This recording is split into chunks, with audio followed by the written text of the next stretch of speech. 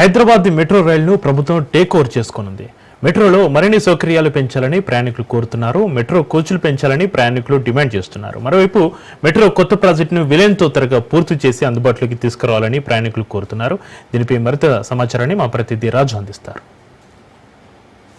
హైదరాబాద్ మెట్రోని రాష్ట్ర ప్రభుత్వం టేకప్ చేయాలని భావిస్తూ ఉంది. అందుకు సంబంధించి కూడా ఇప్పటికే చర్చలను ప్రారంభించినటువంటి పరిస్థితి అయితే ఉంది. పూర్తి స్థాయిలో కూడా ఫేజ్ 2A అండ్ B నిర్వహించేందుకు ఎల్ఎన్టీ సిద్ధంగా లేకపోవడంతో ఈ నిర్ణయం తీసుకున్నట్టు తెలుస్తూ ఉంది. అయితే ప్రభుత్వం టేకప్ చేసిన తర్వాత ఎటువంటి ఫెసిలిటీస్ ఉండాలి అనేది కూడా మనం మెట్రో ప్రయాణికులను అడిగి తెలుసుకునేటటువంటి ప్రయత్నం చేద్దాం. సార్, మీరు ఎక్కడి నుంచి ఎక్కడ ప్రయాణం చేస్తుంటారు రెగ్యులర్గా? మీ పేరేంటి, మీరు ఎక్కడ ఉంటారు? నా పేరు ప్రద్యుమ్న కుమార్. నేను ఆపరేషన్స్ హెడ్లా పనిచేస్తున్నాను హార్నెట్ ఇన్ఫోటెక్లో. నేను ఫ్రీక్వెంట్గా అయితే ఇదే స్టేషన్, ఇక్కడ పరేడ్ గ్రౌండ్ నుంచి రాయదుర్గ్ వెళ్తాను అండ్ బ్యాక్ మళ్ళీ రాయదుర్గ్ నుంచి హైటెక్ సిటీ నుంచి ఇక్కడికి వస్తాను. ఒకవేళ ఎక్స్టెండ్ చేస్తే మెట్రో బాగుంటుంది. ఫేజ్ 2 ఇంకొంచెం షామీర్పేట్ వరకు అని అంటున్నారు. నాలాంటి వాళ్ళు చాలామంది ఉన్నారు, అల్వాల్ నుంచి, బొల్లారం నుంచి, ఇంకా కార్ఖానా నుంచి అట్లా కమ్యూట్ అయ్యే వాళ్ళకు కూడా బాగుంటుంది. అండ్ పీక్ అవర్స్లో కొంచెం కంపార్ట్మెంట్స్ లాంటివి పెంచితే frequency is okay, time frequency is okay, but peak అవర్స్లో especially in the mornings and evenings compartment పెంచితే you can accommodate more people. కాకపోతే బాగా క్రౌడెడ్ ఉంటుంది. So if government can think about extension and addition of new compartments, I think it will be good. ఒకప్పుడు metro నిర్మించినప్పుడు హైదరాబాద్ మెట్రోని second longest మెట్రోగా ఉండింది. ఇప్పుడు 9వ స్థానానికి పడిపోయినటువంటి పరిస్థితి అయితే ఉంది. దీని ఎట్లా? These things will happen. ఇది అవుతూనే ఉంటాయి. Ranking will not justify who is good. ఇతర రాష్ట్రాల్లో ఇంతకన్నా ఎక్కువ లెంత్ అయినటువంటి స్టేషన్స్ డెవలప్ అయ్యాయి, కానీ హైదరాబాద్లో డెవలప్ కాలేదు. Maybe change of government could be one reason. Government change కూడా అయింది. కొన్ని ప్రాజెక్ట్స్ కొద్దిగా ఆగిపోయాయి కూడా, మెట్రోవి కావాల్సినవి కూడా కొన్ని హోల్డ్లోకి వెళ్ళిపోవాల్సి వచ్చింది. లైక్ ఇతర రాష్ట్రాలతో కంపేర్ చేసుకోవాలంటే there is political melodrama also. So everything should be taken in to consideration. But I think government now is keen to extend the metro. ఇంకో సెకండ్ ఫేజ్ కూడా ఎక్స్టెండ్ చేస్తా అంటున్నారు కాబట్టి if they can take up this project quickly and extend, I think will gain that ranking again. ఇంకా ఎటువంటి facilities చేస్తే బాగుంటుంది మెట్రోకి సంబంధించి? ఎప్పుడైనా ఇన్కన్వీనియన్స్గా ఫీల్ అయ్యారా? అక్కడి నుంచి ఇక్కడి వరకు ఎక్కువ పీక్ అవర్లో మీరు జర్నీ చేస్తుంటారు, అంతేకాకుండా రెగ్యులర్గా చేస్తూ ఉంటారు. ఎటువంటి ఫెసిలిటీస్ ఉంటే బాగుంటుందని మీరు అభిప్రాయపడతారు? పార్కింగ్ ఫెసిలిటీస్ పెంచాలండి. There should be more parking availability with lesser fees. Parking fee కూడా కొంచెం తగ్గించి ఎక్కువ పార్కింగ్ అవైలబిలిటీ ఒకటి ఇవ్వాలి. And green endorsement of green vehicles, especially bicycles లాంటివి, బైసికల్ స్టాండ్, ఫ్రీ స్టాండ్ లాంటిది అట్లాంటివి ఏమైనా ప్రొవైడ్ చేస్తే, especially on the hitech city side, అటు సైడ్ ప్రొవైడ్ చేస్తే ట్రాఫిక్ కంజెషన్ కూడా ఎస్కేప్ కావచ్చు. At the same time health wise కూడా కొంచెం కాన్సన్ట్రేట్ చేయవచ్చు. That's the idea. Metro phase 2A and B చేపట్టేందుకు రాష్ట్ర ప్రభుత్వం సిద్ధమవుతా ఉంది, షామీర్పేట అలాగే ఇతర ప్రాంతాలకు కూడా. అయితే దీనివల్ల ఏ విధంగా ఉండబోతా ఉంది? ఆ యొక్క ప్రాజెక్టులో మేము భాగస్వామ్యం కాలేము అనే చెప్పడంతోనే ఇటువంటి నిర్ణయం ప్రభుత్వం ఎల్ఎన్టీ నుంచి పూర్తి స్థాయిలో మెట్రోను గవర్నమెంట్ టేకప్ చేయాలని చూస్తూ ఉంది. మొదటిసారిగా దేశంలో ఎక్కడా లేని విధంగా స్టేట్ గవర్నమెంట్ టేకప్ చేస్తాం. డెసిషన్ మాత్రం గవర్నమెంట్ మంచిదే తీసుకుంది. కాకపోతే ఏంటంటే మిగతా గవర్నమెంట్ ప్రాజెక్ట్స్ లాగా దీన్ని నానబెట్టి ఏళ్ళ తరబడి దీన్ని అలాగే ఉంచే కన్నా కొంచెం ఫాస్ట్గా మూమెంట్ కొంచెం చేసి ఒకవేళ తొందరగా అవైలబిలిటీలోకి తీసుకొని వస్తే government will have a remarkable name. గవర్నమెంట్కి ఒక మంచి పేరు వస్తుంది.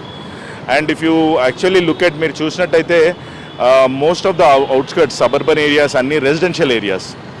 మీరు ఎంత దగ్గరికి మీరు తీసుకొని వెళ్ళగలిగితే మెట్రో లాంటి ఫెసిలిటీస్ని కానివ్వండి, ఫ్రీ బస్ లాంటివి కానివ్వండి, మీరు పబ్లిక్కి ఎంత దగ్గరగా తీసుకొని వెళ్ళగలిగితే మీకు పబ్లిక్కి కానివ్వండి, గవర్నమెంట్ కానీ ఇండైరెక్ట్గా అంతే బెనిఫిట్ ఉంటుంది.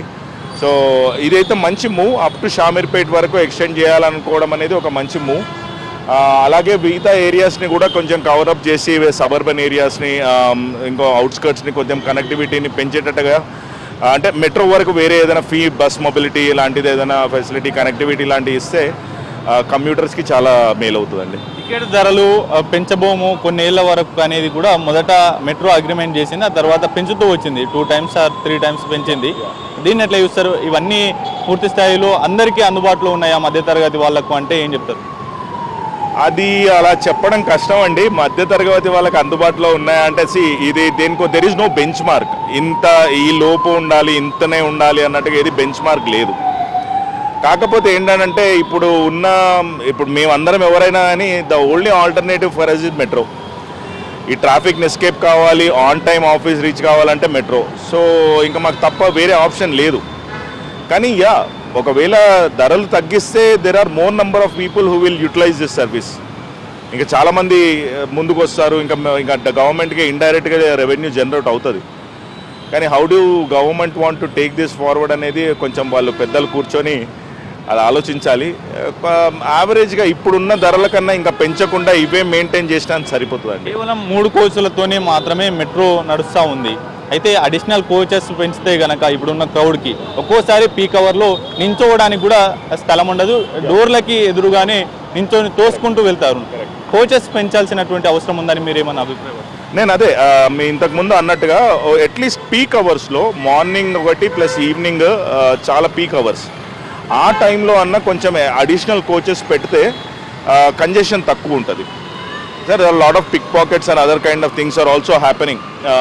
సో ఒకటి కొంచెం పోలీసింగ్ కూడా కొంచెం పెంచాలి.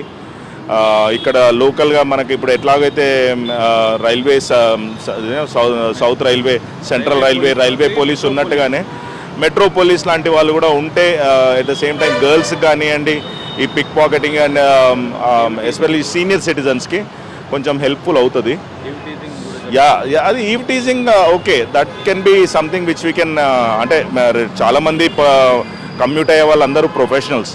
సో జనరల్లీ ఆ లెవెల్ ఆఫ్ ఈవ్ టీజింగ్ నేను ఎప్పుడు చూడలేదు.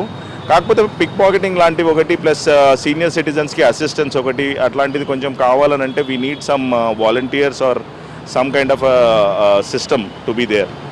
And like I said peak అవర్స్లో మాత్రం ఖచ్చితంగా అడిషనల్ కోచెస్ వేస్తే బాగుంటుందని నా ఉద్దేశం.